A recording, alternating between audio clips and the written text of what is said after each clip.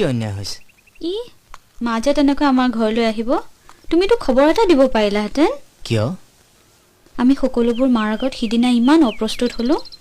আৰু তুমিও যে এটা ল'ৰা আমাৰ সব কথা মাক কৈ এৰা নাই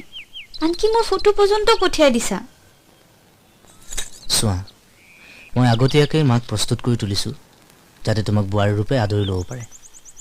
আৰু সেইকাৰণে মায়ে বিয়াৰ প্ৰস্তাৱ লৈ তোমালোকৰ ঘৰলৈ গ'ল আৰু বিয়া বাৰুৰ প্ৰস্তাৱ এইবিলাক ঘৰৰ ডাঙৰ মানুহৰ জৰিয়তে হ'ব লাগে